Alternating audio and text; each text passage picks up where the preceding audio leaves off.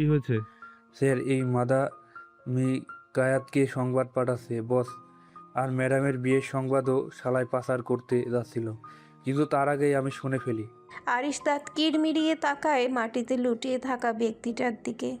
লোকটা হাত জোর করে কাপা গলায় কান্না করতে করতে বলে, ক্ষমা করুন বস, প্লিজ ক্ষমা করুন। অনেক টাকার লোভ দেখিয়েছিল, তাই নিজেকে সামলাতে পারিনি।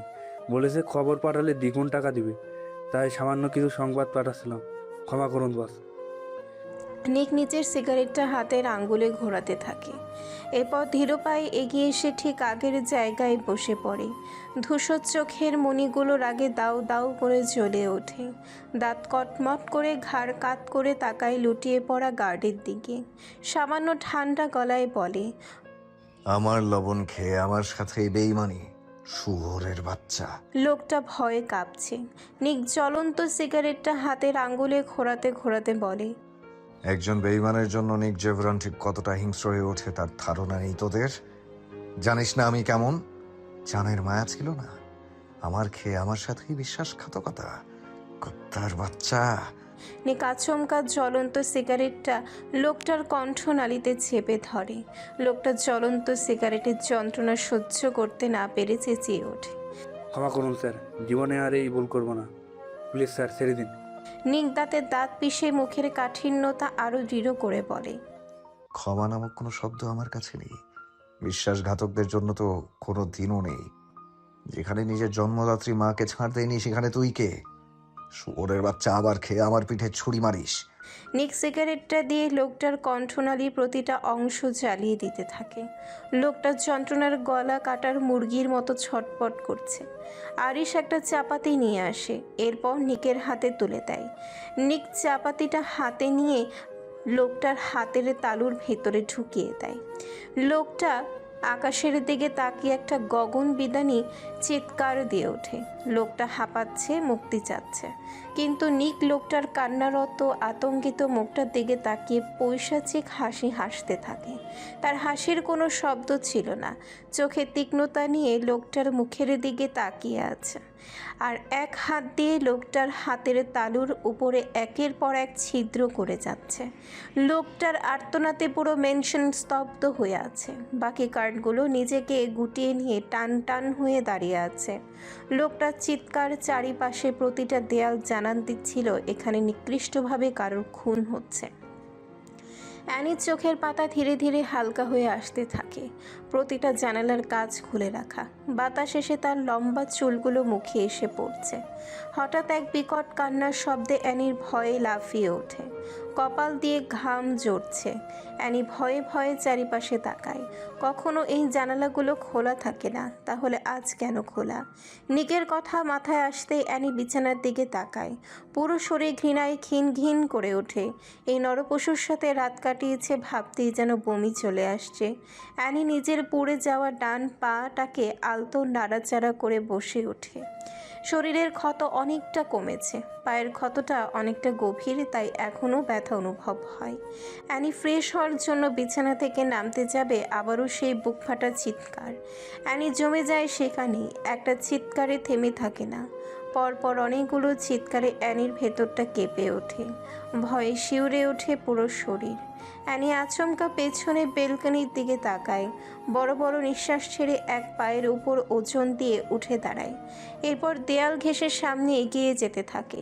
ডান পায়ে সামান্য টান অনুভব করতে ব্যথায় নাক মুখ কুঁচকে ফেলে। অনেক কষ্ট করে বেলকনি পর্যন্ত যায়। চিৎকারের আওয়াজ খুঁজতে খুঁজতে চোখ যায় বাগান কেন্দ্রে। বহিরাঙ্গনের পরিবেশ দেখে অ্যানি সাথে সাথে নিজের মুখ চেপে ধরে। পর্দার আড়ালে নিজেকে সরিয়ে নেয়। নিক একটা কুড়াল দিয়ে লোকটার পেট ছিন্ন বিচ্ছিন্ন করে ফেলে। ধারালো লম্বা ছুরি দিয়ে মাথাটাকে ঘাড় থেকে আলাদা করে ফেলে। ছুরির আঘাতে মাথাটা গিয়ে ছিটকে পড়ে অনেক দূরে। দূরে যাওয়ার আগে অধীরাজ ধরে নিয়ে আসে। লোকটার রক্তে ভেসে যায় পুরো জায়গা। আরিশ নির্বিকারভাবে তাকিয়ে আছে, তার দুই ঠোঁটে সিগারেট রাখা। অধীরাজ বাঁকা হেসে শুধু দেখে যাচ্ছে। নিক নিজের পৈশাচিক খেলায় মত্ত। অ্যানি শুধু তাকিয়ে দেখছে প্রতিটি মানুষকে। সবার চোখে মুখে কেমন বর্বরতা, কেমন হিংস্র চোখ দিয়ে তাকিয়ে আছে রক্তাক্ত দেহটার দিকে। অ্যানি ঘৃণায় থুতু ছুঁড়ে মারে, মাথাটা হুট করে ঘুরে আসে। অ্যানি মাথায় হাত দিয়ে চোখ বন্ধ করে ফেলে। আর কোনো দৃশ্য দেখতে পারেনি। ভয়ে নিজেকে সরিয়ে নিয়ে আসে। আর কিছুক্ষণ দেখলে সেখানেই জ্ঞান হারিয়ে ফেলবে। অ্যানি এক পায়ের উপরে শক্ত প্রয়োগ করে কোনো রকম একই জায়গায় এসে বসে। আতঙ্কে তার পুরো শরীর এখনও কাঁপছে। বিছানায় বসে নিজেকে নিজে ভালোভাবে চেপে ধরে। আত্মা শুকিয়ে আসছে ধীরে ধীরে। এত ভয়ানক দৃশ্য দেখে কি আদৌ নিজেকে ঠিক রাখা যায়? অ্যানি ভেতরে ভেতরে ভয় আতঙ্কে ভেঙে যাচ্ছে। এই পশুটা এখন থেকে তার সাথে থাকবে ভাবতেই শিউরে উঠছে তার শরীর। দেহের প্রতিটি লোম পর্যন্ত সজাগ হয়ে উঠেছে। অ্যানি কান্না করে ওঠে। বিয়ের কথা মাথায় আসতেই থাকে ধীরে ধীরে। নিজের চুলগুলোকে খামচে ধরে বসে আছে। হুট করে দরজা খোলার শব্দে মাথা তুলে তাকায়। চোখের সামনে রাগান্বিত নিককে দেখতে পেয়ে অ্যানির জীবন বেরিয়ে আসার অবস্থা। একটু আগের ঘটনা মাথায় চাপ দিতে থাকে। তার কাছে নিককে কোনো মানুষ নয়, এক নরখাদক মনে হচ্ছে, যারা মানুষকে মেরে রক্ত পান করে, মাংস ছিঁড়ে ছিঁড়ে খায়। অ্যানি কিছুটা পিছিয়ে যায়। নিক রুমের ভেতরে এসে শরীরের শার্টটা খুলে ফেলে। অ্যানি শুকনো ঢোক গিলে জড়সড় হয়ে বসে। শরীরে অসম্ভবভাবে কাঁপছে। নিক কালো শার্টটা খুলে ধীরে ধীরে অ্যানির কাছে আসে। অ্যানি এখন মাথা নিচু করে আছে। নিক আচমকা অ্যানির দিকে ঝুঁকে পড়ে। অ্যানির চোখ মুখ বন্ধ করে অন্য পাশে মাথা ঘুরিয়ে নেয়। নিক কপাল কুঁচকে তাকায় অ্যানির দিকে। অ্যানির গলায় নিকের ঠোঁটে স্পর্শ লাগে। অ্যানি ঘৃণায় ছটফট করে ওঠে। আচমকা অ্যানি চিবুক টেনে ধরে নিজের মুখোমুখি নিয়ে আসে। অ্যানি এখনও চোখ বন্ধ করে আছে। গালে ব্যথা পেতেই চোখ দিয়ে পানি গড়িয়ে পড়ে। নিক সামান্য কটমট করে বলে, কার অনুমতি নিয়ে বেলকনিতে গিয়েছিলে? নিকের এমন প্রশ্নে অ্যানি আচমকা চোখ খুলে তাকায়। কাঁপতে থাকা শরীর কিছুটা স্থির হয়। কাপা ভেজা চোখে তাকায় নিকের ধূসর বাদামি চোখ দুটির দিকে। অ্যানির নীল চোখ তাকাতেই নিক নিজের চোখ সরিয়ে নেয়। নিজের উপরে নিজেই রেগে যায়। অ্যানি ব্যথায় মৃদু কান্না করে বলে, ছাড়ুন, ব্যথা পাচ্ছি গো। নিক আরো শক্ত করে চেপে ধরে। আদর করার জন্য তো ধরিনি, ব্যথা যাতে পাওয়া যায় সেভাবেই ধরেছি। আগে বল, বারান্দায় কেন গিয়েছিলি? আপনারা এইভাবে কেন মারছিলেন লোকটাকে? মায়া লাগেনি কাউকে এভাবে মারতে? এতটা নিকৃষ্ট কেন? নিক ভ্রু নাচিয়ে তাকায় অ্যানির দিকে, তবে চোখে চোখ রাখে না। অ্যানির মুখের দিকে তাকিয়ে ধমক দিয়ে বলে। চোখ বন্ধ কর। অ্যানি বোকার মতো তাকিয়ে থাকে নিকের দিকে। অ্যানিকে তাকিয়ে থাকতে দেখে নিক গাল আরো শক্তভাবে চেপে ধরে বলে, শুনতে পাসনি আমার কথা? চোখ বন্ধ করতে বলেছি আমি তোকে। নিকের ধমকে অ্যানির সাথে সাথে নিজের চোখ বন্ধ করে ফেলে। অ্যানিকে চোখ বন্ধ করতে দেখে নিক বাঁকা হেসে ছেড়ে দেয়। এরপর আচমকা রিমোটের মাধ্যমে সবগুলো জানালা পর্দা লাগিয়ে দেয়। অন্ধকার হয়ে পড়ে পুরো রুম। সে অন্ধকারে ভেসে আসে নিকের নিষ্ঠুর গর্জন। কাউকে খুন হতে দেখার যখন এত শখ, তখন আমিই পূরণ করছি। বিছানায় বসে আরাম করে দেখো বেবি গার্ল। অ্যানি নিকের কথার মানে বুঝতে পারেনি।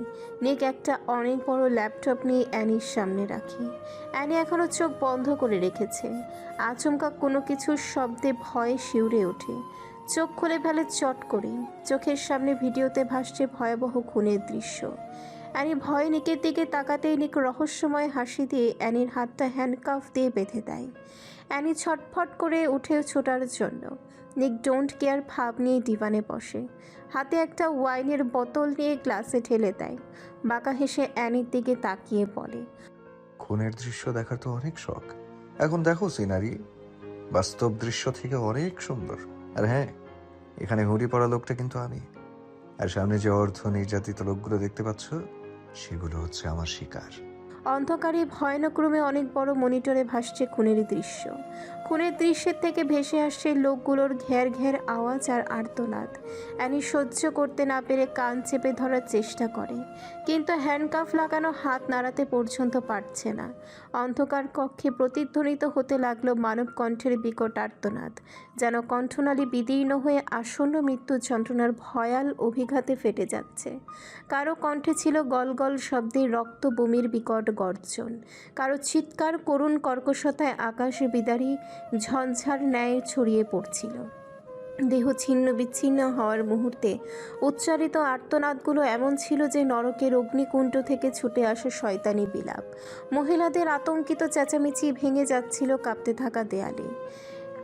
শিশুদের গলা ফাটানো কান্না পরিণত হচ্ছিল মৃত্যুদূতের অশুভ বাঁশির মতো করাল সুরে। পুরুষদের গলা ভাঙা আর্তধ্বনি রূপ নিল ক্রন্দনের কর্কট রাশিতে, যেখানে প্রতিটি শব্দ ছিল রক্তাক্ত ছিন্ন মাংসের শোচনীয় দগ্ধ গান। কক্ষের প্রতিটি কোণে প্রতিধ্বনিত হচ্ছিল সেই করুণ আর্তসঙ্গীত। কেউ গলা ফাটিয়ে মুক্তির প্রার্থনা করছে, কেউ শেষ নিঃশ্বাসের কেবল অজ্ঞাত শূন্যতায় বিলীন হচ্ছে। চারিদিক যেন অশরীরী পিশাচের হাসি ও দুঃস্বপ্নের রক্তস্নাত গর্জনে আচ্ছন্ন হয়ে উঠেছিল। অ্যানি হাঁপিয়ে ওঠে। নিক অ্যানির অস্থিরতা দেখে তীক্ষ্ণ দৃষ্টিতে তাকিয়ে আছে। ঠোঁটের কোণে পৈশাচিক হাসি। অ্যানির অন্তঃকরণ যেন ভীতির দহনাগ্নিতে দগ্ধমান। তার চেতনা ক্রমশ শূন্যতার অতল গহ্বরে নিমজ্জিত হয়ে পড়তে থাকে। প্রতিটি নিঃশ্বাসে সে অনুভব করছে লৌহ শৃঙ্খল শীতল ঘষায় কবজির ভেতর থেকে রক্ত ক্ষরণশীল ব্যথার অনন্ত বিস্তার। তার চারিপাশে প্রতিধ্বনিত ভয়াল আর্তনাদ মস্তিষ্কের স্নায়ুতন্ত্রীতে বজ্রাঘাতের ন্যায় আঘাত এনে বিভ্রম ও উন্মাদনার অগ্নিকুণ্ড প্রজ্বলিত করছে। ভয়ানক হত্যাচিত্রের নৃশংসতা তার দৃষ্টি প্রতিবিম্বে গেঁথে গিয়ে চোখের কপাটের রক্তাক্ত ছায়াপ্রলয়ের মতো আচ্ছন্নতা সৃষ্টি করেছে। ভীতসন্ত্রস্ত মন বিভ্রান্তিতে আবর্তে ক্রমশ অবসন্ন হয়ে পড়ছে।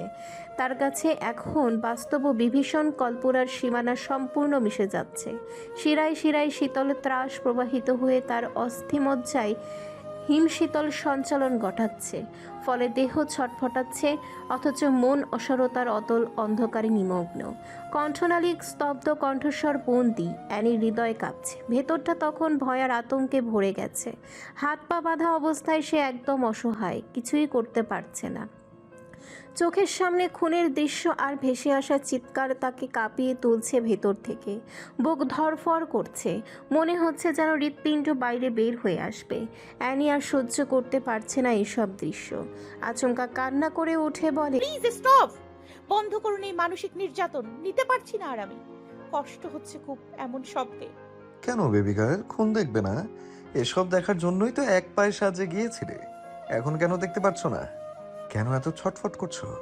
কেন এত অস্থির হয়ে যাচ্ছ? নিক কথাগুলো বলছে আর ওয়াইনের গ্লাস নাড়াচ্ছে।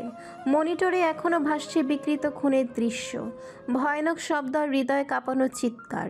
অ্যানি ঠোঁটে ঠোঁট চেপে ধরে। অস্থিরতার বেডশিট এলোমেলো হয়ে গিয়েছে। তার মাথা ঘুরছে। চারিপাশে অন্ধকারে ডুবে থাকার ভয়ে মাত্রা আরও বেড়ে গেছে। মনে হচ্ছে দেয়ালগুলো যেন তাকে গিলে ফেলবে। বারবার মুক্তির চেষ্টা করেও শিকল খুলতে না পেরে হতাশা তাকে গ্রাস করছে। অ্যানি ধীরে ধীরে নেতিয়ে পড়তে থাকে। চোখ বন্ধ হয়ে আসছে ধীরে ধীরে। চোখের পাতাগুলো নড়ছে।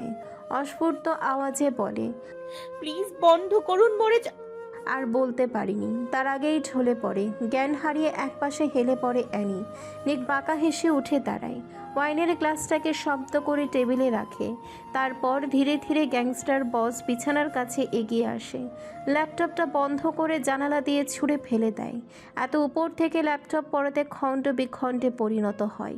নিক অ্যানির দিকে এক পলক তাকিয়ে নিঃশব্দে রুম থেকে বেরিয়ে যায়। অন্ধকার রুম, অচেতন অবস্থা, ঘাড়মাক্ত মুখ, চুলগুলো মুখের উপরে এসে পড়ে আছে। কিন্তু নিক জেভরানের মন গলাতে পারেনি। এমন করুণ পরিণতি করে নিষ্ঠুরতার সাথে বেরিয়ে গিয়েছে। তাদের সম্পর্কের ভবিষ্যৎ কি? ভালোবাসা কি আদৌ সম্ভব? পেইন্টিং রুমের অন্তস্থ নীরব প্রাঙ্গণে এক কিশোরী রমণী নিস্তব্ধ বসতিতে সৃজনের মগ্নতায় নিমগ্ন। চারিদিকে দেয়াল জুড়ে ছড়িয়ে আছে অর্ধ সমাপ্ত ক্যানভাসের রঙিন প্রতিসম্ভা। বাতাসে ভাসমান টারপেন্টিনের গাঢ় গন্ধ যেন শিল্পকলার নিঃশ্বাস। কক্ষের অর্ধপ্রভায় জানালা দিয়ে অনুপ্রবেশ করা সূর্যলোক তুলি স্পর্শিত ক্যানভাসে রঙের দীপ্তিমালা ছড়িয়ে দিচ্ছে। মেয়েটি অনাড়ম্বর ভঙ্গিতে কাঠের স্টুলে বসে একাগ্র দৃষ্টিতে রং তুলি ক্যানভাসের উপরে নৃত্য করাচ্ছে। তার আঙ্গুলের ক্ষুদ্র নড়াচড়ায় রং মিশ্রণে অলৌকিক শৈল্পকতা উদ্ভাসিত হচ্ছে। অন্তর্গত অনুভূতিগুলো অদৃশ্য ভাষায় আকার নিচ্ছে। সারা ঘর জুড়ে নিস্তব্ধতার আবেশ থাকলেও প্রতিটি তুলির আঁচড়ে এক অনিবার্জনীয় শব্দহীন সঙ্গীত ধ্বনি হচ্ছে, যেখানে শিল্পী ও ক্যানভাস সমার্থক হয়ে একীভূত। এক পাগল প্রেমিকা তার গুপ্ত অনুভূতি রং তুলির মাধ্যমে তুলে ধরছে। মেয়েটা মুচকি মুচকি হাসছে, আবার লজ্জায় চোখ নামিয়ে নিচ্ছে। ঠোঁটের আকৃতি দিতে গিয়ে লজ্জা চোখ নামিয়ে বিড়বিড় করে বলে, একদিন এই ঠোঁটে আমার রাজত্ব চলবে।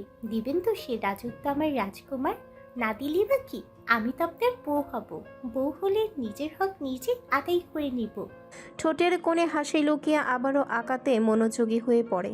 হুট করে কেউ চোখ ধরে ফেলাতে কিছুক্ষণের জন্য ভয় লাফিয়ে ওঠে, কিন্তু যখন বুঝতে পারে কে, তখন সামান্য গলা কেশে হাসি দিয়ে বলে, তানভি আপু, তোমার শরীরের ঘ্রাণ আমি অনেক দূর থেকেও বুঝি, তাই চোখ ধরলেই বা কি? মেহেরির মাকে বোকা বানানোর জন্য এখনো তৈরি হওনি। মেহেরের কথায় মেয়েটা শব্দ করে হেসে ওঠে। চোখ ছেড়ে দিয়ে সামনে তাকিয়ে মুচকে হাসি দিয়ে বলে, তাহলে মেহরিমা মেহের পড়াবাদ দিয়ে কি করছেন আপনি? কার ছবি আর্ট করছেন? মেহের লজ্জায় চারিদিকে তাকায়, কিছুটা হাঁসফাঁস করে বিড়বিড় করে বলে। তানভি সামান্য হেসে মেহেরকে জড়িয়ে ধরে বলে, সেটা তো আমি প্রথম দেখাতেই বুঝেছি এটা যে নিক স্যারের ছবি, বাট তোমাকে একটু বাঁচালাম আর কি। বাই দা ওয়ে, স্যারের সাথে কথা হয়েছে? আর মেহের মুখ কালো করে দুই পাশে মাথা নাড়ায়, এরপর ছবিটির দিকে তাকিয়ে বলে, অনেকদিন ধরে কথা হয় না আপু, জানো খুব দেখতে ইচ্ছে করছে, কিন্তু আমার তো বাইরে বের হওয়া নিষেধ। আইরিশ ভাইয়া, নিক ভাইয়া, দাদামশাই সবাই না করে দিয়েছে। জানোই তো শত্রুরা কিভাবে ছড়িয়ে আছে চারপাশে। ফোন দিয়ে খোঁজ নিয়ে নে। কেন, স্যারের নাম্বার নেই? কিভাবে নিব? তাহলে আর কি। মেহের মুচকি হেসে বলে। লজ্জা লাগে তো। মেহেরের লজ্জা দেখে তানভি উচ্চস্বরে হেসে ওঠে, নিজের হাসি সামান্য থামিয়ে বলে, লজ্জা পেলে আর প্রেমে পড়েছিস কেন? আর কেন এবার প্রতিনিয়ত স্বপ্নে পাগলামো করিস? কিছু হবে না, তুই এখন ফোন দে। মেহের ভয়ে বলে, না আপু, এখন দিতে পারবো না। যদি ভাইয়া কাজে থাকে তাহলে খুব রেগে যাবে। তোর ফোন দেখলে রাগ করতেই পারবে না, কারণ তুই ওনার ভবিষ্যৎ অর্ধাঙ্গিনী। মেহেরের লজ্জায় আরও হাঁসফাঁস করে ওঠে। তানভীর জোর জবরদস্তি থেকে মেহের বাধ্য হয়ে নিকের নাম্বারে ফোন দেয়। মেহের ভয়ে বারবার তাকাচ্ছে মোবাইলের দিকে। তানভীর চোখ দিয়ে আশ্বস্ত করে। বারবার ফোন দেওয়ার পরও যখন রিসিভ হচ্ছে না, তখন মেহের ঠোঁট উল্টে তানভীরের দিকে তাকায়। তানভীর হতাশ হয়ে বলে, তাকে ভালোবাসিস মেহের? এত ফোন দেওয়ার পরও তোর ফোনটা ধরলো না। তানভী কথাটা শেষ করার সাথে সাথে উচ্চ আওয়াজে ফোনের রিংটন বেজে ওঠে। মেহের সামান্য কেঁপে ওঠে রিংটনে। তানভী চোখ দিয়ে ইশারা করে।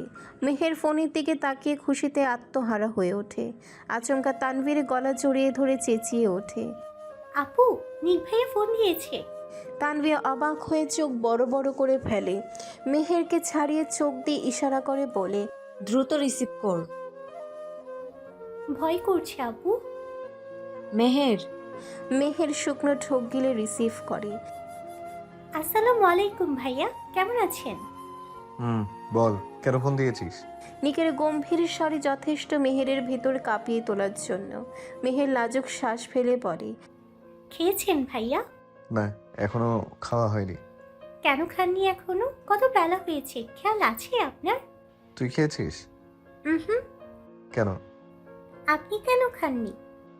আমি আর তুই এক? এক হলে সমস্যা কোথায়? এখন অর্ধেক, ভবিষ্যতে না হয় এক হয়ে যাব। খাবার খেয়ে নে, এতক্ষণ অভুক্ত খেলে শরীর খারাপ করবে। খাবো। আপনি কবে আসবেন এখানে? দাদামশাই আপনাকে দেখতে চাচ্ছে। আসবো।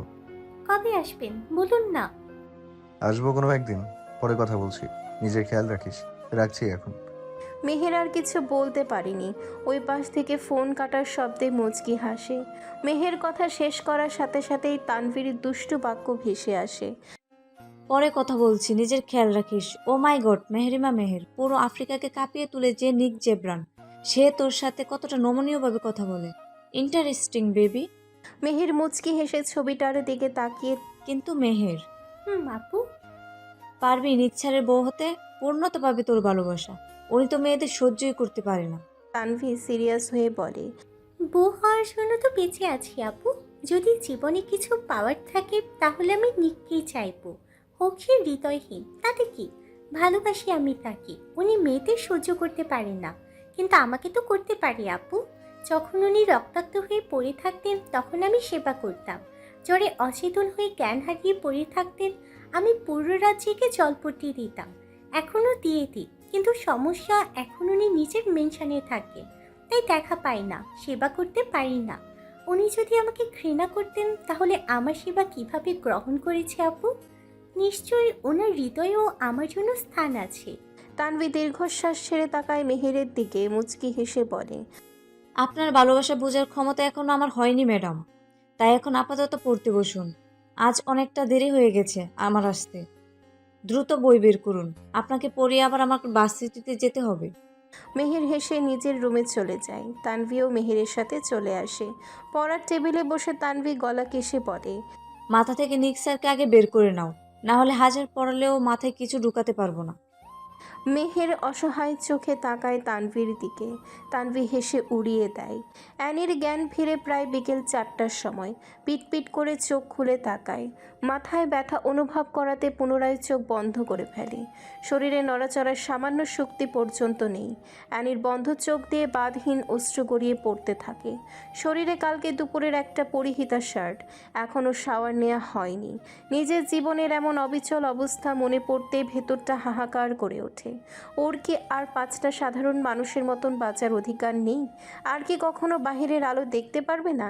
প্রতিনিয়ত এইভাবে মানসিকভাবে নির্যাতিত হয়ে ধুকে ধুকে মরতে হবে? আচমকা নিজের কপালে কারো ভালোবাসার পরশ পেয়ে অশ্রুভেজা চোখ খুলে তাকায়। সামনে চিত্রাকে মুখ গুজে কান্না করতে দেখে অ্যানি মুচকি হাসে। এরপর চিত্রার হাতে স্পর্শ করে বলে। আপনি কেন কাঁদছেন চিত্রা মাসি? চিত্রা অ্যানির সরল মুখটার দিকে বুলিয়ে দিয়ে বলে। তোমার ভাগ্য নিয়ে বড্ড আফসোস হয়। ফুলের মতো মেয়েটা দিনের পর দিন এভাবে ধুকে ধুকে মরছে, ভাবতে কলিজাটা ছিঁড়ে যাচ্ছে। অ্যানি মলিন হাসে। চারিপাশে দুর্বল চোখ দুটি দৃষ্টি ফেলে, ঠোঁট কামড়ে রাখে। চোখে পানি টিপ টিপ করছে। এরপরও অধরে হাসি ফুটিয়ে বলে। ভাগ্য বিশ্বাস করেন মাসি? চিত্রা যেন কথাটা বুঝল না। চিত্রাকে চুপ থাকতে দেখে অ্যানি নিঃশ্বাস টেনে বলে। আপনাদের ধর্মে ভাগ্য বিশ্বাস আছে? হ্যাঁ, আমি সেই ভাগ্যকেই বিশ্বাস করে বেঁচে আছি। জানি না আমার শেষ পরিণতি কি হবে, তবে এখন যে পরিস্থিতিতে আছি সেটা নরক হিসেবে বিবেচিত হলেও আমার ভাগ্য। আমার চোখের পানিতে এই মুহূর্তে আপনার কলিজা ছিঁড়ে যাচ্ছে, কিন্তু আমার কলিজায় রক্তক্ষরণ হচ্ছে প্রতিটা সেকেন্ডে। আপনি তো মেয়ে মাসি, সম্মানের লড়াই বোঝেন? চিত্রা কান্না করছে, ভাঙা গলায় বলে। বুঝবো না কেন মা, অবশ্যই বুঝি। আমি সেই সম্মানের লড়াই করে গিয়েছি মাসি। পাচার কেন্দ্রে ভয়ানক 15টা দিন পার করছি। তোমাকেও তো স্যার বিয়ে করেছে এনি, এখন স্পর্শ করলেও পবিত্রতা আছে, পাপ হবে না তোমার। অ্যানি চোখ বন্ধ করে ফেলে। বুকের বাম পাশে প্রচুর চাপ অনুভব হচ্ছে। শরীর এতটাই দুর্বল যে নড়াচড়া করতেও খারাপ লাগে। অ্যানি দীর্ঘ নিঃশ্বাস টেনে বলে। পবিত্রতা দিয়ে স্পর্শ অনুভব করা যায় না মাসি। এইটাকে বিয়ে নয়, জুলুম বলে। এখনো পুরো পৃথিবীর সামনে আমাকে রক্ষিতা হিসেবে সম্বোধন করে, নিজের স্ত্রী হিসেবে নয়। নিকের স্ত্রী কথাটা স্মরণ হতেই অ্যানির শরীর কাটা দিয়ে ওঠে। ঘৃণায় গা গলিয়ে আসে এক প্রকার। নিকের স্ত্রী ভাবতেই কেমন বমি বমি পাচ্ছে। অ্যানি চোখ বন্ধ করে ফেলে। 2 দিন যাবৎ প্রচণ্ড জ্বরে কপকাৎসে, নিদ্রাহীন, চিন্তায় জর্জরিত চোখ দুটিতে কেমন এক শূন্যতা। দবদবে ফর্সা মুখটি মলিন হয়ে গিয়েছে। চোখ কোটরে বসে যাচ্ছে প্রায়।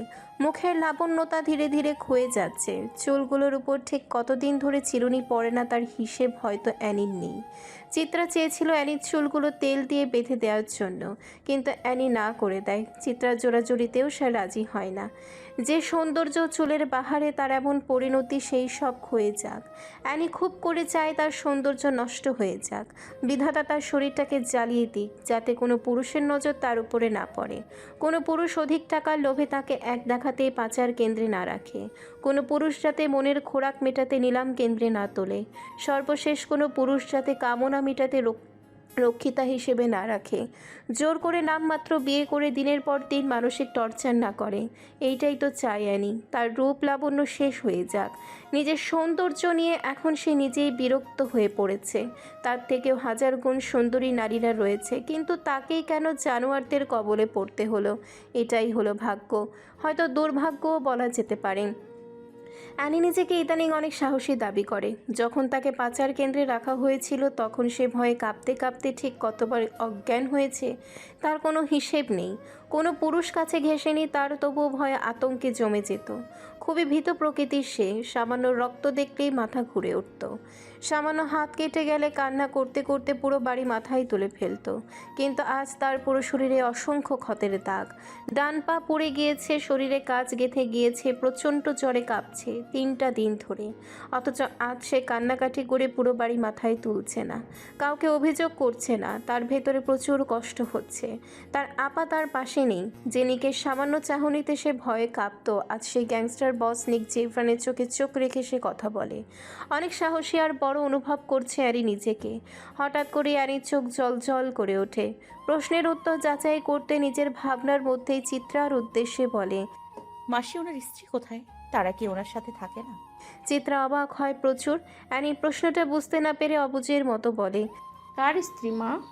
নিক জেভরানের স্ত্রী। ওনার পরিবার কোথায়? চিত্রা মুখের নিকের স্ত্রীর সম্বোধনটা যেন সহ্য হলো না। শরীর জ্বলে উঠল কিছুক্ষণের মধ্যে।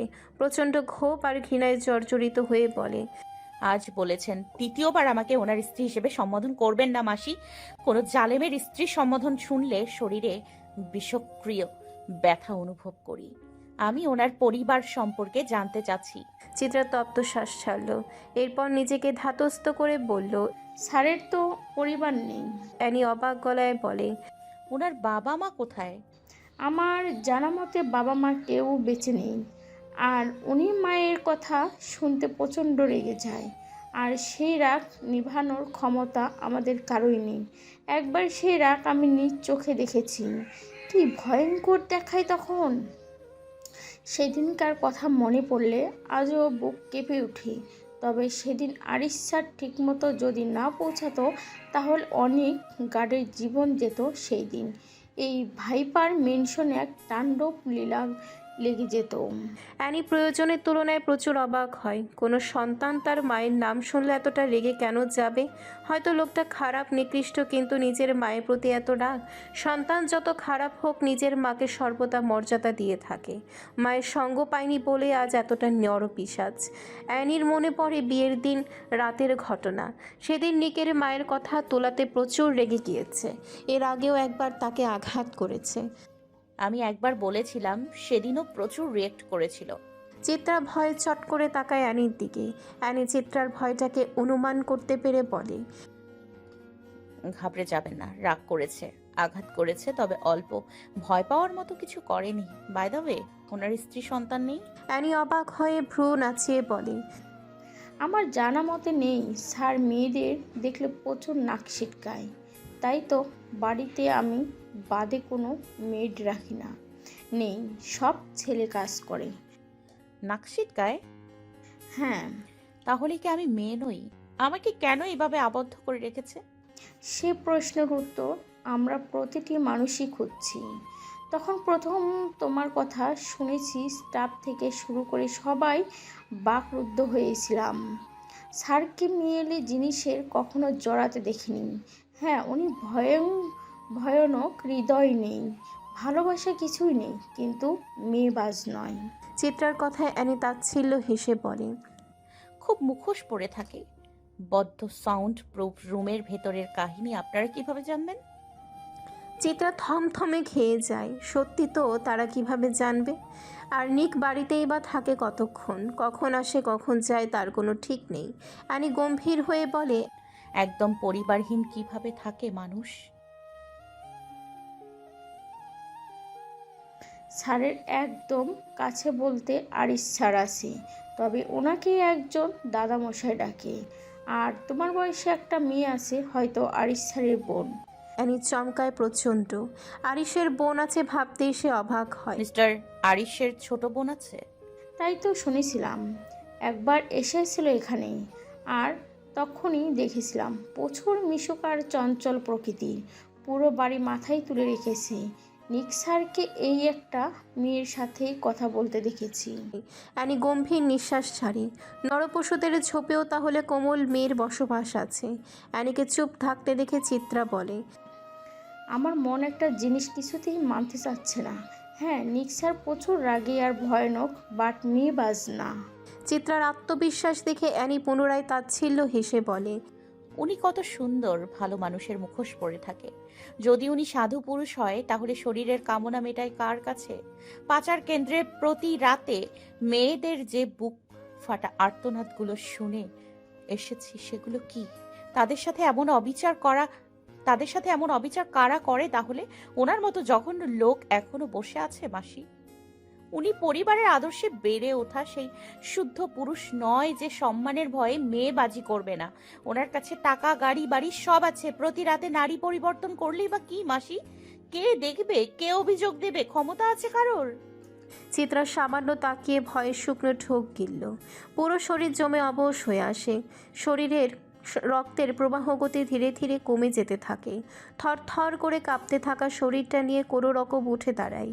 চিত্রা সরে যাওয়া অনুভব করে অ্যানি ঘাড় কাত করে চিত্রার দিকে তাকায়। চিত্রাকে ভয়ে সামনের দিকে তাকিয়ে কাঁপতে দেখে অবাক হয় প্রচুর। কপাল কুঁচকে সামনে তাকাতেই বসা থেকে অবস্থায় কিছুটা পিছিয়ে যায়। নিককে এমনভাবে সামনে এগিয়ে আসে দেখে অ্যানি ভয়ে শুষ্ক গলা ভিজিয়ে নেয়। ঘন ঘন নিঃশ্বাস ছাড়ে। নিকের ধূসর রাঙা চোখ দুটির কার্নিশ প্রচণ্ড লাল হয়ে আছে।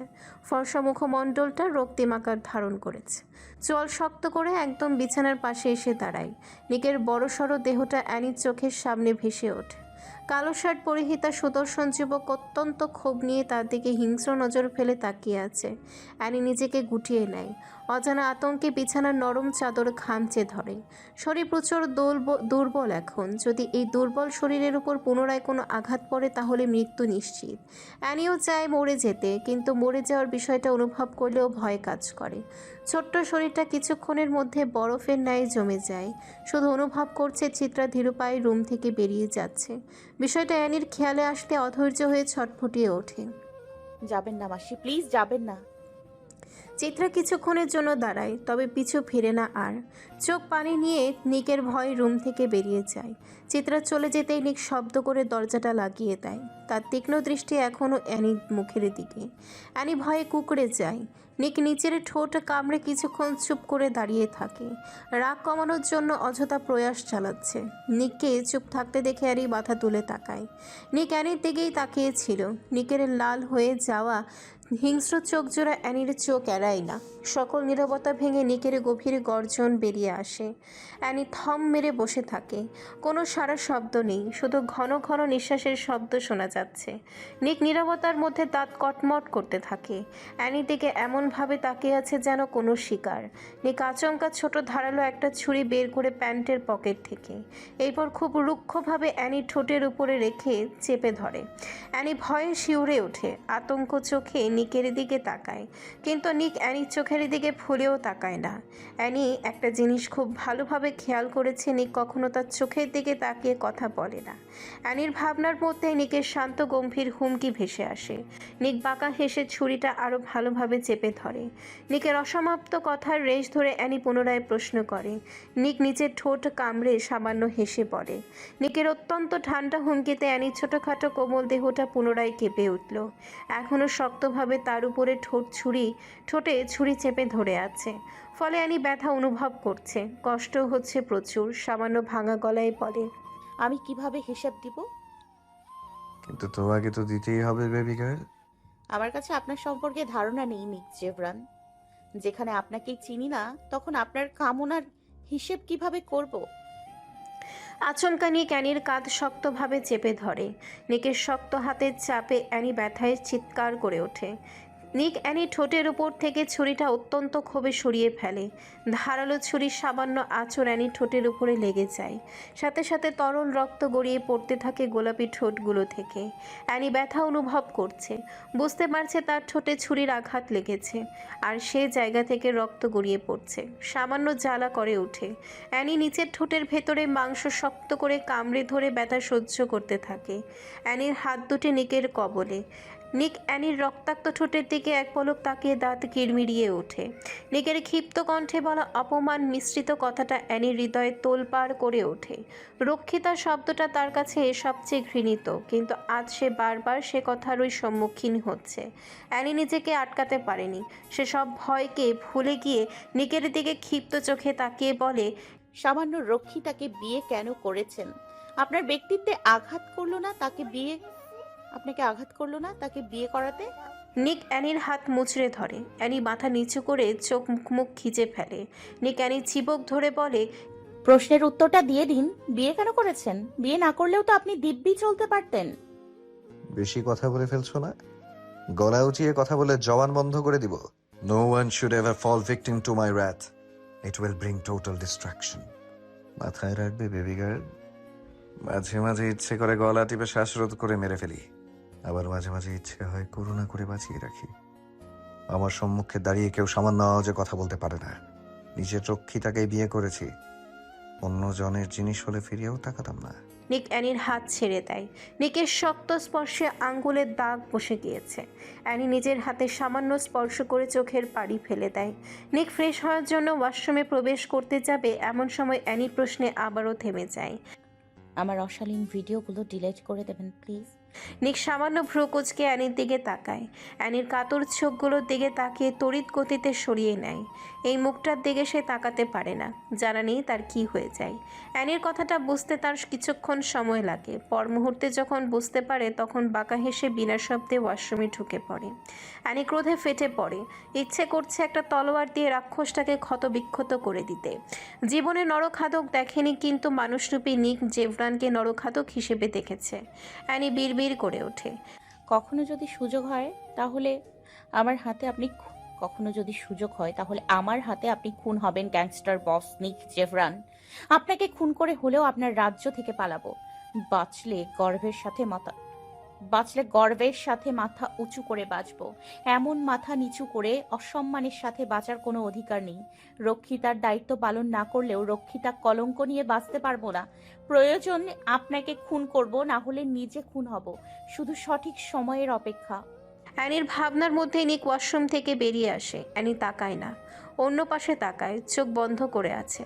আচমকা চোখটা না চাইতেও নিকের দিকে চলে যায়। স্তব্ধ হয়ে যায় কিছুক্ষণের মতো। সামনের মানুষটা কে?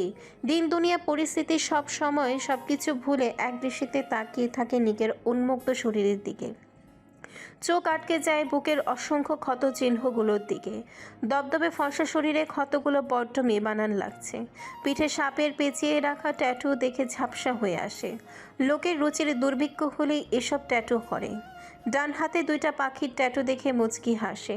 অ্যানি অজান্তে অপলকভাবে তাকিয়ে আছে তখনও নিকের ভেজা শরীরের দিকে। চকচক করছে। জিমে গড়া বাহুর শক্ত মাংসপেশি যেন খোদাই করা ভাস্কর্যের মতো স্পষ্ট হয়ে উঠল। প্রতিটি শিরা তার পুরুষোচিত দৃঢ়তাকে ঘোষণা দিচ্ছে।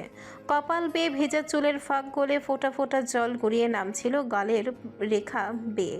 প্রশস্ত বুক আর গলার নিচের আঁকাবাঁকা ড্রাগনের ট্যাটুতে ভেজা পানির ঝিলিক জড়িয়ে তাকে করে তুলেছে আরও ভয়ঙ্কর অথচ অদম্য আকর্ষণীয়। পিঠ জোরে সাপের আঁকাবাঁকা ছায়াচিত্রিত নায়িকার নিঃশ্বাসকে থমকে দিয়েছে। আর ডান হাতে খোদাই করা উদীয়মান দুই পাখি ও ইতালীয় অক্ষরের রহস্যময় দাগ তাকে এক অনন্য মহিমায় মরিয়ে দিয়েছে। নিকের ডান ভ্রুর উপরে একটা কাটার দাগ, ঠোঁটের নিচে একটা কুচকুচে কালো তিল, ঘাড় ছুঁই ছুঁই চুলগুলো কপালের সাথে কিছুটা লেপ্টে আছে। সব মিলে ভেজা শরীরে এই মুহূর্তে নিক একসাথে শক্তি, সৌন্দর্য আর বিপদের প্রতিমূর্তি হয়ে অ্যানি দৃষ্টির পুরোপুরি বন্দি করে রেখেছে। অ্যানি ধীরে ধীরে নিকের সৌন্দর্য অনুভব করতে থাকে। এত সুন্দর কোনো পুরুষ হতে পারে? অ্যানি গভীরভাবে নিককে পর্যবেক্ষণ করছে। হঠাৎ তার চোখ আটকে যায় টাওয়ালের দিকে, যেটা কিছুটা নাভি বরাবর রাখা হয়েছে। অ্যানি চোখ বড় বড় করে চট করে চোখ সরিয়ে নেয়। বড় বড় শ্বাস টেনে চোখ মুখ খিচে ফেলে। বিরক্তি আর রাগ নিয়ে নিজেকে নিজে ধিক্কার জানায়। তোর রুচির এতটা অধঃপতন এনি? সামান্য বাহ্যিক রূপ দেখে এইভাবে নির্লজ্জের মতো তাকিয়েছিলি? লোকটা বাহ্যিকভাবে যতটা চকচকে, ভেতরে তার থেকেও বেশি কুৎসিত আর অন্ধকার। নির্লজ্জ পুরুষ একটা মেয়ের সামনে সামান্য টাওয়াল পেঁচিয়ে চলে এসছে। ইজ্জত হয়া বলতে কিচ্ছু নেই। অ্যানি মনে মনে বক বক করে চোখ বন্ধ করে রাখে। হাতে আর ঠোঁটে এখনও জ্বালা করছে, তবুও কষ্ট করে সহ্য করে নেয়। পুরুষটা বেরিয়ে গেলে মেডিসিন লাগিয়ে নেবে। অ্যানি প্রায় 20 মিনিট পর নিজের চোখ খোলে। অ্যানি ভেবেছে হয়তো নিক চলে গিয়েছে। শুক্রিয়ার নিঃশ্বাস ছেড়ে বিছানা থেকে নামতে যাবে, এমন সময় আবারও বিরক্তিতে থমকে যায়। নিক ব্যালকনি থেকে আসছে, এখনও টাওয়াল পেঁচিয়ে রাখা শরীরে। হয়তো এতক্ষণ কারোর সাথে ফোনে কথা বলেছে। অ্যানি এইবার আর সহ্য করতে না পেরে নিকের উদ্দেশ্যে বলে, সামান্য টাওয়াল পরে বেহায়াদের মতো ঘুরঘুর করছেন কেন? নাকি পশুত্বের সাথে সাথে লজ্জাটাকে বিসর্জন দিয়েছেন? নিক ভ্রু নাচিয়ে তাকায় অ্যানির দিকে। নিকের গম্ভীর তীক্ষ্ণ চাহনির দিকে না তাকিয়েই অ্যানি পুনরায় বলে, এইভাবে একটা মেয়ের সামনে অর্ধনগ্ন হয়ে আসতে লজ্জা লাগছে না? বাকিটা কেন রেখেছেন সেটাও খুলে ফেলুন। ফরজ শাওয়ার নেয়ার এত তোলা হয়ে উঠলে বেবি গার্ল। অ্যানি কথা বলে আবার নিজেই ভয় পেয়ে গিয়েছিল, যদি সাইকোটা রেগে গিয়ে তাকে আবার চেপে ধরে আঘাত করে। কিন্তু অ্যানির ভাবনাটাকে ভুল প্রমাণ করে নিকের এমন কথায় গায়ে কাটা দিয়ে ওঠে। নির্লজ্জ বোঝাতে এইটা বলেছিল, কিন্তু উত্তর এমন আসবে আশা করেনি। অমানুষ তো বটে, তবে নির্লজ্জ। নিক গম্ভীর হয়ে বলে। অ্যানি চমকে ওঠে। সে তাকিয়েছিল, বুঝলো কিভাবে? মিথ্যে কেন সাজাচ্ছেন? কি প্রমাণ আছে আমি তাকিয়েছিলাম? নিক ঠোঁট চেপে মুখের গম্ভীরতা আগের ন্যায় নিয়ে এসে বলে, পুরো সাম্রাজ্য আমি চালাই। এবার চোখ ফাঁকি দিয়ে কাজ করাটা তো বোকামি বেবি গার্ল। অ্যানি নিজেকে সামলে নেয়। দেখছিলাম, তবে এইটাও ভাবছিলাম আল্লাহর লীলা খেলা ঠিক কতটা সুন্দর, আবার ঠিক কতটা ভয়ানক। এই আপনাকে দেখলে মনেই হবে না আপনি ঠিক কতটা খারাপ, অথচ ওপর দিয়ে চকচক করছেন। এইটা ভেবেই ভেতরটা দেখার খুব ইচ্ছা জাগছে। অন্ধকার তো আমি নিজেই সৃষ্টি করেছি, নিজেই লালন পালন করে বড় করেছি। সেখানে তোমার বর্ণনা চাইনি। অ্যানি চোখ মুখ কুচকে বলে, ক্ষমতা থাকলে আপনার ভেতরটা পরিষ্কার নাশক পাউডার দিয়ে খোঁচে ধুয়ে দেখতাম ঠিক কতটা ময়লা বের হয়। যদি সেই ময়লার ভার বহন করার সামর্থ্য না থাকে, তাহলে নর্দমায় ফেলে দিয়ে আসতাম। এতে অন্তত আমি তো মুক্তি পেতাম। নিকের চোখ মুখ রক্তবর্ণ ধারণ করতে থাকে। এতক্ষণে ঠান্ডা হয়ে থাকা নিক কিছুক্ষণের মধ্যে আগের রূপে ফিরতে থাকে। নিকের রাগান্বিত চোখ আর শক্ত চোয়াল দেখে অ্যানি চুপ হয়ে যায়। তাণ্ডবের সম্মুখীন হওয়ার ক্ষমতা তার নেই। এমনিতেই তার শরীর অর্ধেক জখম হয়ে আছে। আরিশ একটা গুরুত্বপূর্ণ কাজে ব্যস্ত ছিল। নিকের ইমার্জেন্সি ফোন পেয়ে মুহূর্তের মধ্যে শাওয়ার নেওয়ার জন্য রুমে ঢুকে পড়ে। রেডি হয়ে কিছুক্ষণের মধ্যেই রুম থেকে বেরিয়ে আসে। মেইন করিডোর পেরিয়ে পার্কিং এরিয়াতে আসতেই তার অ্যাসিস্ট্যান্ট অ্যাড্রিয়ান এসে বলে, জি জি বস। বস, একটা মেয়ে বাহিরে দাঁড়িয়ে আছে আপনার সাথে দেখা করার জন্য। আরিশ সামান্য কপাল কুঁচকে ফেলে। কপালের ভাঁজ অনেকটা প্রখর হয়ে ওঠে। অনেক মেয়ে তাকে পছন্দ করে, সেটা তার অজানা নয়, কিন্তু কোনোদিন তার সামনে দাঁড়িয়ে কথা বলার সাহস কারণ নেই।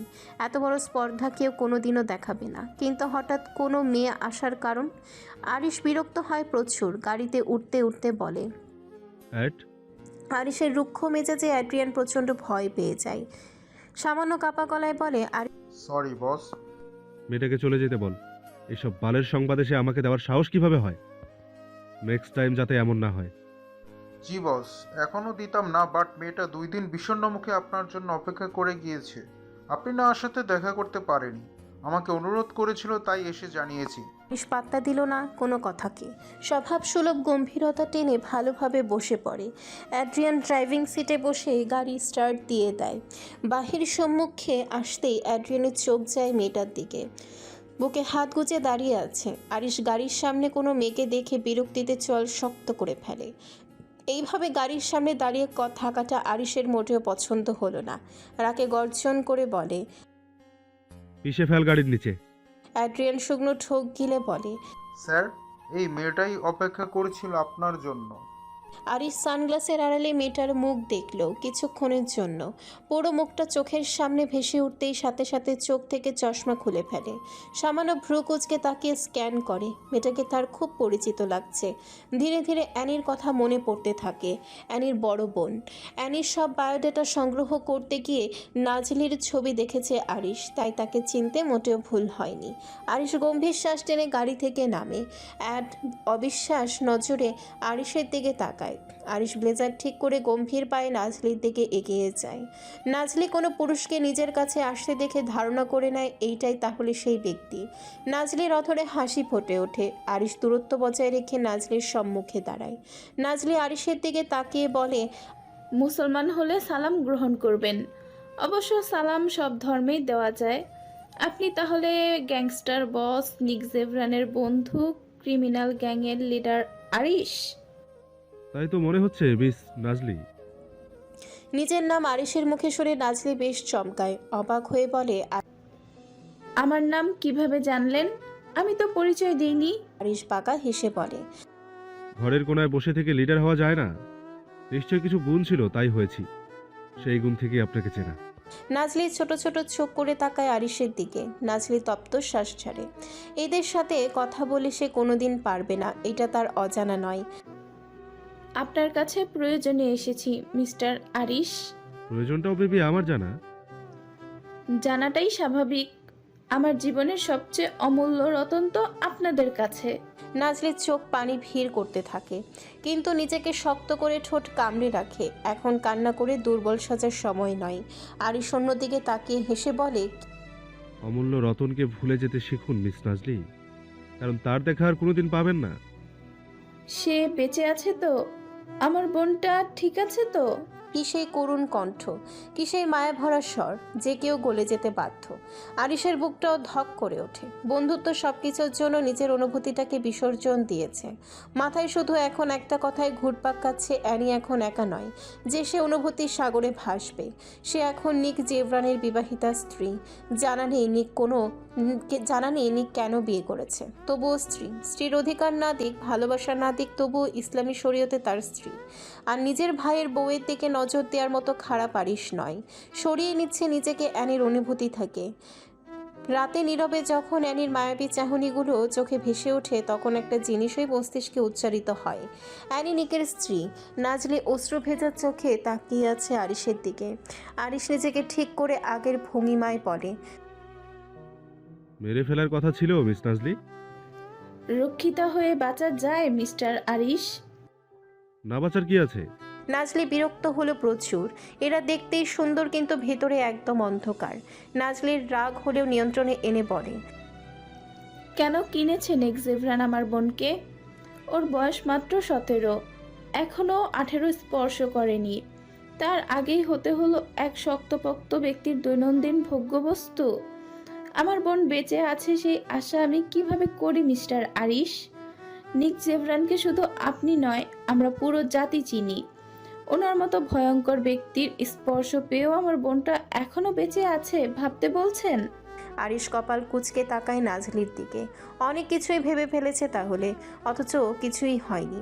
আরিশ নিজেও জানে না নিক কেন অ্যানির দিকে নিজের অধিকার ফলায় না, তবে বাজেভাবে টর্চার করে তার অজানা নয়, আর করাটাই স্বাভাবিক। এইটা তো আর অন্য কেউ নয় যে ভালোবেসে খাবার খাইয়ে দেবে, এটা হলো নিক জেভরান, যার কোনো হার্ট নেই। আরিশ গম্ভীর নিঃশ্বাস ফেলে বলেন, এই কারণেই কি আমার সাথে কথা বলতে চাইছিলেন? না, আমি আমার বোনকে ফেরত চাইতে এসেছি। বিলাসিতা ছাড়া কিছুই নয়। কখনো আর দেখা করতে পারবেন কিনা সন্দেহ, আর নিয়ে যাওয়া তো অনেকটা পথ বাকি। বোন হয় ও আমার, কিভাবে বাঁচবো ওকে ছাড়া? হয়ে যাক সে অপবিত্র, হাজারটা কলঙ্কের ছাপ লাগুক, কিন্তু সর্বশেষে ও আমার বোন। আমি আবার নিজের ভালোবাসা দিয়ে পুষ্পিত করে ফেলবো। এই কয়দিনই তো নিক জেভরান অনেক বাসনা মিটিয়েছে, এখন অন্তত মুক্তি দিয়ে দিক, মেয়েটা না হলে মরে যাবে। আরিশ বাঁকা হেসে বলে, মিস নাজলি, কথাগুলো আমার সামনে বলছেন, বাট নিকের সামনে ভুলেও বলবেন না। সাথে সাথে নিজের জবান হারাতে পারেন। হলেই ক্ষতি কি? যেখানে নিজের কলিজাকে হারিয়েছি সেখানে জবান হারালে কি এমন ক্ষতি হবে? খুব ভালোবাসেন নিজের বোনকে? সেটার গভীরতা বোঝার ক্ষমতা আপনাদের নেই। তবে জানিয়ে দিয়ে যাচ্ছি, অতি দ্রুত আমি আমার বোনকে এখান থেকে নিয়ে যাব। নিজের প্রাণ হারাতে না চাইলে এমন পদক্ষেপ নেওয়ার চেষ্টাও করবেন না। মৃত্যু আল্লাহ লিখে, সেখানে আপনারা নির্ধারণ করার কে? মরণ যদি থাকে তাহলে কবুল, তবুও আমি আমার বোনকে এখান থেকে নিয়ে যাব। নাজলি আর দাঁড়ায় না, চোখের পানি মুছে বেরিয়ে যায় আরিশের এখান থেকে। আরিশ গম্ভীর হয়ে তাকিয়ে আছে সেদিকে। মেয়েটা অ্যানির মতো সরল নয়, সামান্য তেজস্বী একটা ভাব আছে।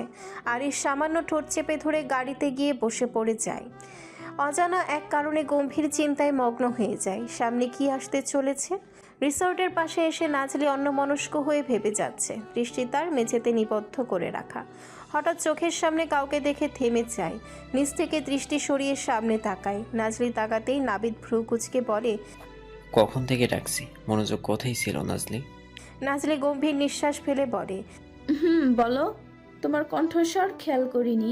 নাবিদ সানগ্লাসটা চোখ থেকে নামিয়ে বলে, না কোথায় গিয়েছিলে? মিস্টার আরিশের কাছে। কি বোঝাতে চাচ্ছ? সেই ক্ষমতা নেই। সামনাসামনি লড়তে পারবো না? কিভাবে? নাবিদ বাঁকা হেসে নিচের দিকে তাকায়। নাবিদ নিজের ঠোঁট চেপে ধরে বলে, তাহলে পিছনে লড়বো। একটা উপায় আছে, বাট অনেকটা কষ্টকর। নাজলি কপাল কুঁচকে বলে, কোন উপায় নাবিদ? তোমাকে প্রেমের অভিনয় করতে হবে। কোনো একজনকে তোমার প্রেমের ফাঁদে ফেলতে হবে। নাজলি চমকে ওঠে, কিছুটা রাগ নিয়ে বলে, হোয়াট? পাগল হয়ে গিয়েছো তুমি? আমার বোন মরণ যন্ত্রণা উপভোগ করছে আর আমি এখানে তামাশা করব? তোমার থেকে এটা আশা করিনি নাবিদ। নাবিদ কিছুক্ষণ চুপ থেকে নাজলির দিকে তাকিয়ে বলে, সত্যিকারের প্রেম করতে বলিনি, জাস্ট অভিনয় করতে বলেছি। নিক জেভরানের দুর্বল জায়গায় হাত দিতে হবে, এমন একজনকে বসে আনতে হবে যার কথা সে মানে। নাজলির ছোট ছোট চোখে তাকায় নাবিদের দিকে। নাবিদ বাঁকা হেসে বলে, বুঝনি আমার কথা তো তাই। বুঝনি আমার কথা তাই তো। প্রেম করবে তুমি আরিশের সাথে নাজলি। এমনভাবে প্রেমের ফাঁদে ফেলবে যাতে সর্বক্ষণ শুধু তোমাকে চাই। আর ওর দুর্বল অস্ত্র হয়ে উঠবে তুমি। আর সেই অস্ত্রকেই কাজে লাগিয়ে তুমি এনির কাছে প্রবেশ করবে, ওর সান্নিধ্য যাবে। নাজলি অবাক হয়ে তাকিয়ে থাকে নাবিদের দিকে। হুট করে বসা থেকে উঠে বলে, নাবিদ, তুমি এখন সজ্ঞানে নেই। অ্যানির জন্য তুমি পাগল হয়ে যাচ্ছ।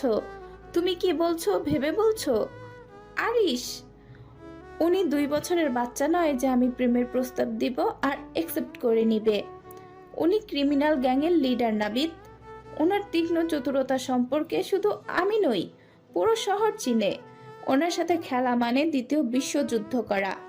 একবার ধরা পড়লে আমার বোনটাকে চিরতরে হারিয়ে ফেলবো। নাজলি অধৈর্য হয়ে পড়ে। নাবিদ নাজলির কাঁধে হাত রেখে শান্ত করে বলে, তোমাকে এমনটা করতেই হবে আমাদের এনিকে ফিরিয়ে আনার জন্য। এর চেয়ে ভালো সুযোগ আর নেই। হ্যাঁ, যদি বলো অন্যান্য মাফিয়াদের সাথে হাত মিলানোর কথা, তাহলে আমি মিলাতে পারি। নিক জেব্রানের সবচেয়ে বড় শত্রু মিস্টার কায়াত। ইচ্ছে করলে তার সাথে এই মুহূর্তে চুক্তিবদ্ধ হতে পারি। রক্তপাতের মাধ্যমে হলে এনিকে ফিরিয়ে নিয়ে আসতে পারি। কিন্তু মিস্টার কায়াত যে এনির কোনো ক্ষতি করবে না তার কি নিশ্চয়তা আছে? মিস্টার কায়াত এনিকে পাগলা কুত্তার মতো যাচ্ছে। শুধু ও নয়, আরও অনেকে সুযোগ বুঝে ছিনিয়ে নেবে। এখন আমি যদি সবার সাথে হাত মিলিয়ে নিকের কাছ থেকে ছিনিয়ে আনি, তারা আমার কাছ থেকে ছিনিয়ে নেবে না তার কি গ্যারান্টি আছে? ভুলে গেলে চলবে না নাজলি, আমরা কার বিপক্ষে যাচ্ছি? উনি আন্ডারগ্রাউন্ডের গ্যাংস্টার বস। হাজারো মাফিয়া ওনার সম্মুখে মাথা নত করে। সেখানে আমরা দুজন জনসম্মুখে যুদ্ধ করা মানে সবচেয়ে বড় বোকামি করা। যদি এনিকে পেয়ে যাই তাহলে হাজার ছুরির আঘাতও সহ্য করতে রাজি আছি। বুক ছিন্ন বিচ্ছিন্ন হয়ে যাক, কিন্তু আমি আমার এনিকে তো পাবো। কিন্তু বর্তমানে রক্তপাত হলে এনির ক্ষতি হবে। তাই শক্তি নয়, বুদ্ধি দিয়ে কাজ করতে হবে নাজলি। নাবিদ কাতর দৃষ্টিতে তাকায় নাজলির দিকে। নাজলির চোখে পানি টলমল করছে। ভালোবাসা কি এত সোজা নাবিদ? যদি উনি আমার ফাঁদে পা না দেয়? চেষ্টা করতে ক্ষতি কি? নিকের ডান হাত হলো আরিশ, আর তুমি চেষ্টা চালিয়ে যাবে যতদিন না তোমাদের ফাঁদে পা দিচ্ছে। নাজলি চোখের পানি মুছে নাবিদের দিকে তাকায়। এরপর মুচকি হাসি দিয়ে বলে, কাটা দিয়ে কাটা তুলতে হয়। আমি না হয় সবচেয়ে ধারালো সূচটা ব্যবহার করব, মিথ্যা ভালোবাসার সূচ। আবির ঠোঁট কামড়ে হাসে। নাজলি তপ্তশ্বাস ছেড়ে বলে, পরবর্তী প্ল্যান করা যাক। রক্তাক্ত নগ্ন বডি নিয়ে উল্লাস আমার বরাবরই পছন্দ। আর যদি হয় সেটা কোনো মেয়ের, তাহলে তো কেমন আসার তো। লোকটা গলা ফাড়িয়ে একটা বিকৃত হাসি দিয়ে ওঠে। কি সেই ভয়ঙ্কর বিশ্রী হাসির গর্জন! জঙ্গলের ভেতরে থাকা পাখিগুলোও মনে হয় ভয়ে সিটিয়ে গিয়েছে।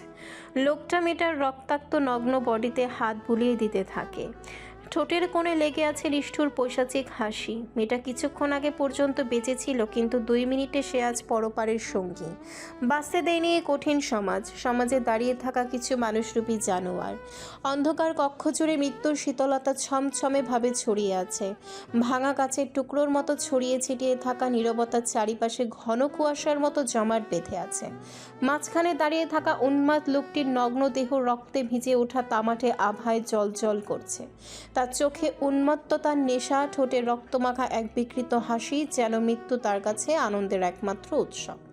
তার কাঁপা কাঁপা আঙ্গুল রক্তাক্ত শরীরের উপর দিয়ে বুলিয়ে যায়। হঠাৎই রক্ত চেটে নিয়ে শীতল উল্লাসে কেঁপে ওঠে।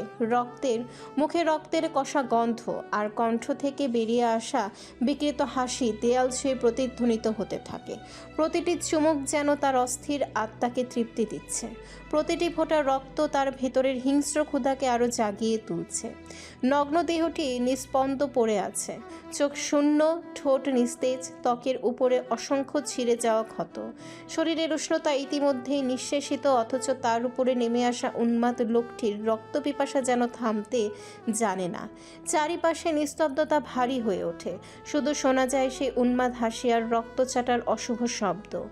লোকটা মেয়েটির কক্ষ থেকে শুরু করে নিচ পর্যন্ত জিহ্বা দিয়ে চেটে নিচে নামতে থাকে। ভয়ঙ্কর সেই শব্দ অন্ধকারের বুক চিরে মানুষের শরীরে প্রতিটি রন্ধ্রে ভয়ের শীতল স্রোত বইয়ে দেয়। লোকটার চোখ দুটি রক্তমাখা তৃপ্তিতে অগ্নিশিখার মতো হয়ে যায়। দীপ্ত মৃত্যুকেও সে আজ বশীভূত করেছে। এক উন্মাদনায় ভর করে চিৎকার করে ওঠে, রক্তই তো আসল নেশা, নগ্ন মেয়েলি বডিতেই তো আসল খেলা। সেই চিৎকার দেয়ালের ভেতরে ছিটকে পড়ে, আর মৃতপ্রাণ নগ্ন শরীরটি নিস্পৃহ জড় পদার্থের মতো পড়ে থাকে। এক শয়তানি উল্লাস যেখানে রক্ত, উন্মাদনা আর মৃত্যুর গন্ধ মিশে গিয়ে সৃষ্টি করেছে এক বিভীষিকাময় নরক। জঙ্গলের ভেতরে একটা নরম প্রাণ চলে এলো। একটা পাতাও হয়তো জানে না বদ্ধ রুমটার মধ্যে চলছে এক পৈশাচিক নির্যাতন। লোকটা শরীর থেকে দাঁত দিয়ে কাঁচা মাংস খুবলে খেতে থাকে। হুট করে একটা শব্দ হয়, দরজা খোলার শব্দ কানে আসতে লোকটা বিরক্তি নিয়ে সামনে তাকায়। রাগের চোয়াল শক্ত হয়ে আসে। তার আনন্দের মধ্যে ডিস্টার্ব দেওয়া সে একদম পছন্দ করে না। লোকটার সামনে তাকাতেই একটা হুডি পরা লোক তার সম্মুখে আসে। হুডি পরা লোকটা নগ্ন বডিটার দিকে এক পলক তাকিয়ে চোয়াল শক্ত করে বলে, কোথা থেকে পেয়েছিস? সত্যিটা বলবি জেট। কাল রাতে পাচার কেন্দ্র থেকে। হুডি পরা লোকটা রাগের কিরমির করে উঠে বলে, কখন বের হয়েছিলি? কেন বের হয়েছিলি? মাটিতে তারা খুঁজতে। হেয়ালি করলে গলা কেটে ফেলবো সারা। কাল রাত থেকে শুরু করে পুরোটা রাত মেয়েটা তোর কাছে ছিল। হুডি পরা লোকটার তীক্ষ্ণ প্রশ্নে জেট কিছুক্ষণ চুপ হয়ে যায়। ছলনার আশ্রয় নিয়ে বলে, হুডি তারা ছিল, তবে রাত ছিল, তবে শারীরিকভাবে কিছু করেনি। যা করার এখন করেছে। পরা লোকটার সহ্য হলো না কথাটা। হুট করে জেটের গলা চেপে বলে, তোর বাচ্চা বারণ করেছি না আমি এইসব অশালীন কাজ না করতে? পাচার কেন্দ্র থেকে মেয়ে এনেছিস কোন সাহসে? যদি নেক জানতে পারে তাহলে তোকে আস্ত রাখবে ভেবেছিস? আর্জেন্ট আরো 6 জন মেয়ে দরকার, আর তুই সেখান থেকে মেয়ে নিয়ে এসে ফুর্তি করিস। আর আমাকে এইটাও মানতে বলছিস যে তুই সারা রাত মেয়েটার সাথে কিছু করিসনি? জেট হুডি পরা লোকটার হাত নিজের গলা থেকে ছাড়াতে ছাড়াতে বলে, গলা ছেড়ে কথা বলো ভাই, শ্বাস আটকে যায়, মরে যাবে। হুডি পরা লোকটা তাতে দাঁত পিষে গলা ছেড়ে দেয়। এরপর তিরিক্ষি মেজাজে বলে, আর যাতে কখনো এমন পরিস্থিতি না দেখি। মেয়েটার সাথে এমন করা তোর উচিত হয়নি জেট। নিক জানতে পারলে প্রচুর রেগে যাবে। তোকে অনেকবার ওয়ার্ন করেছে কিন্তু। জেট মেয়েটার নগ্ন পটিটাতে তাকিয়ে বিরক্তি নিয়ে বলে, ফাঁকা ভাই, বান্দির বাচ্চাকে ভালোভাবে স্পর্শ করতে পারলাম না, তারা কি রক্তকরণে মরে গেল? হুডি পরা লোকটা জেডের কথায় নিজের ধৈর্য হারাচ্ছে। জানে আর কিছুক্ষণ থাকলে আঘাত করে বসবে। নিজেকে কোনোভাবে নিয়ন্ত্রণ রেখে বলে, রক্তক্ষরণ হয়ে মরে গিয়েছে, এরপরও বলছিস স্পর্শ করিসনি? তোর বাচ্চারা আর কিভাবে স্পর্শ করে? জানোয়ারের মতো পশু হিসেবে মানুষ খাওয়া শুরু করে দিস? জেড পৈশাচিক হেসে একটা স্টিলের চেয়ারে বসে। এরপর মেয়েটার রক্ত একটা অনামিকা আঙ্গুলে নিয়ে নিজের জিহ্বা দিয়ে স্বাদ নেয়। হুডি পরা লোকটা নাক মুখ কুচকে অন্যদিকে তাকিয়ে যায়। জেড এইবার শব্দ করে হেসে বলে, তোমাদের কামনা নেই বলে যে আমার থাকবে না, আর তার তো কোনো কথা নেই ভাই। যে যতদিন বেঁচে আছে ততদিন মেয়ে তার বিছানায় আসবে, এটা স্বাভাবিক। আর প্রতিদিন রক্ত নিয়ে উল্লাস করবে, না তার ব্যক্তিত্বে প্রচুর লাগে ভাই। জেড পৈশাচিক হাসতে থাকে। হুডি পরা লোকটা নিজের নিয়ন্ত্রণ করতে চোখ দুটি বন্ধ করে ফেলে। নির্ঘাত খুব কাছের কেউ, না হলে এতক্ষণ খুন করে ফেলতো। জেডের দিকে তাকিয়ে বলে, ওয়ার্ন দিয়ে যাচ্ছি জেট। পরের বার চোখে পড়লে কিন্তু এই নগ্ন বডির থেকেও খারাপ অবস্থা তো করবো তোর। জেড কিছু বলে না, শুধু উন্মাদের মতো হাসতে থাকে। হুডি পরা লোকটা বেরিয়ে যায়। লোকটা চলে যেতেই জেড মেয়েটার ক্ষত বডিটার দিকে তাকিয়ে বলে, নগ্ন বডি নিয়ে উল্লাস করাটাই আমার একমাত্র তৃপ্তি ভাই। এটাতে আলাদা এক স্বাদ। মেয়ে দেখে নিজেকে আটকে রাখা পুরুষত্বে লাগে। যদি তাদের ছুতেই না পারি তাহলে কীভাবে হবে? যদি কেউ মরে যায় তাহলে সেটা তাদের ব্যাপার, মরে গেলেও নিজের কামনা না মিটিয়ে উঠি না। আর এটাই আমি ভাই, আমি স্পর্শ করব আর ওরা গলা ফাটিয়ে চিৎকার করবে, এটাই তো শান্তি। রাতে 12টার কাছাকাছি। চারিদিকে জুড়ে ঘন অন্ধকারের আস্তরণ ছড়িয়ে আছে। পৃথিবীর বুক থেকে সকল আলো শুষে নিয়ে এক আনিন্ত কাফিনে আবদ্ধ করেছে।